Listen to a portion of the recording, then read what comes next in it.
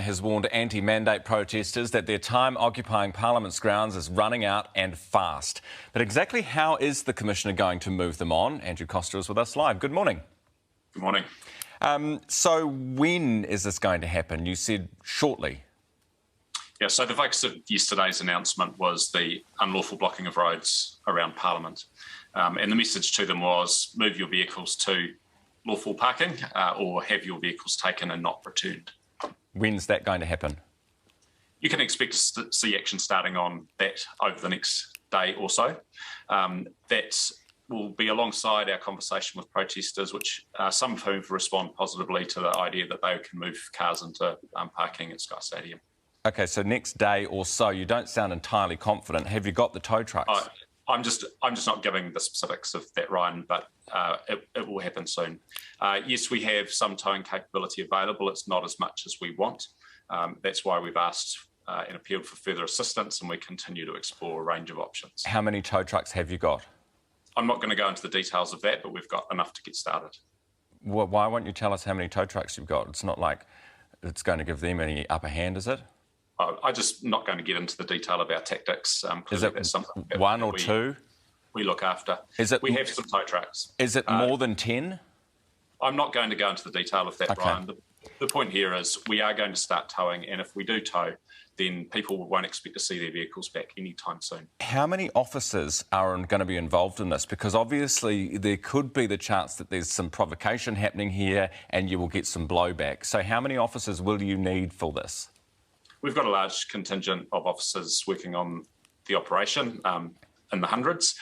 And I think it's really important to say here, we are no threat to people who are protesting lawfully. And so our message to those who are protesting is move your cars, we'll have no more interest in them, or leave them where they are, and you can expect that and you won't get it back anytime soon. We're not seeking an escalation here, we simply need to clear the roads. Will the officers involved be armed?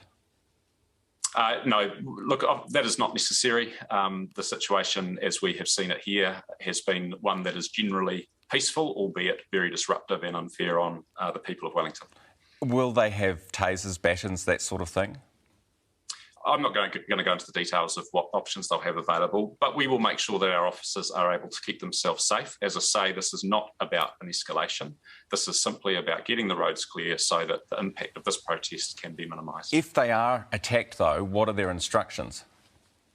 Again, I'm not going to go into those operational details, but we will take the safest approach that we can to resolve the situation that's in front of us. You've asked for tow truck companies to come forward. Is your message to them that they would have to drive the truck themselves, or would there be a police officer to do that? We need people who are trained in the operation of the vehicles, clearly. Police support will be there, so safety can be maintained. But we are also exploring options. We've spoken with NZDF. That conversation continues. In the end, what we want to do is create an incentive for people to do the right thing and put their cars somewhere where they can be. What's the hold-up with the Defence Force? You asked them first on Friday. It's now, what, Wednesday? We had an initial response last week. The ball is in their court presently, and we wait to see what can be provided. OK. You mentioned that the protesters were largely peaceful, which is an interesting turn of phrase, just given the way that the protesters have been described in the last few days. Can you tell us how many have you, since that day last week when, you know, a whole bunch of them were arrested when the police were trying to move in, you guys were trying to, you know, get rid of them. Have there been any arrests since then? There have been arrests here and there. Clearly, with these situations, what we want to do is resolve them in a way that leads to some kind of lasting resolution.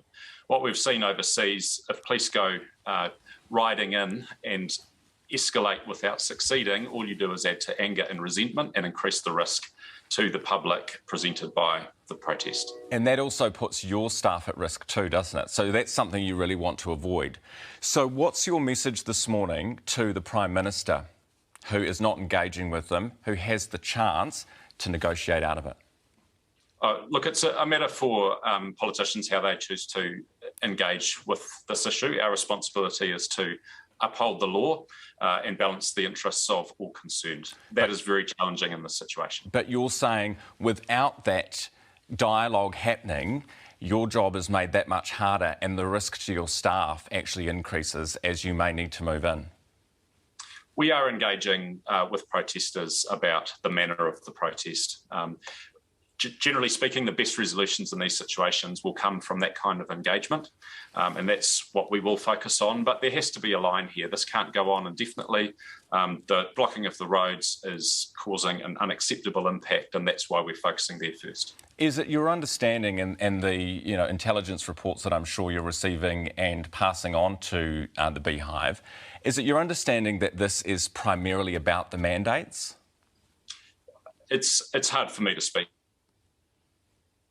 for the group, and you've seen some communication coming out that purports to be representative of the group. What we have seen is a very wide range of interests. Some people we're able to engage with, others less so, but we will continue to endeavour to resolve this in dialogue with those who are open to dialogue. Okay, so it's what you're saying is you haven't seen any evidence that the mandates is the things that's uniting them, because we've had, political academics go down there, we've had journalists go down there, and that's been the consistent theme, that it's the mandates that unites them. Yeah, it's not really our place to get into the substantive issues of the protest. No, but you do, I'm sure, Commissioner, provide advice to your minister about the nature of these protests, and I'm sure you've got intelligence reporting going to your minister. So what I'm asking you is for an assessment of the cause. We've certainly seen communication from the group very focused on mandates. We've seen communication on a range of other issues, be it Three Waters, Ban 1080, a whole range. But mainly mandates. Mandates has been a common theme. OK. All right. This is interesting because the Prime Minister has come out and written them off as a whole bunch of other things. So, again, I come back to this idea that the power's in the Prime Minister's court, isn't it?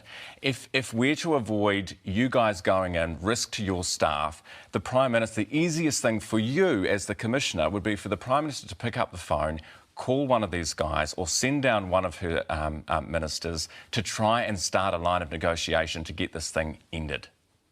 The easiest thing for me would be if this group of protesters would protest lawfully so that it didn't require police involvement.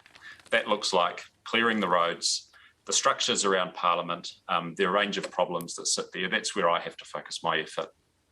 Did you tell Trevor not to play the music and just do the sprinklers? I'm not going to go in to comment on any actions there other than to say that wasn't a police tactic. Other than to say what? Sorry, I missed that. It wasn't a police tactic. Right. Did you tell him not to, though?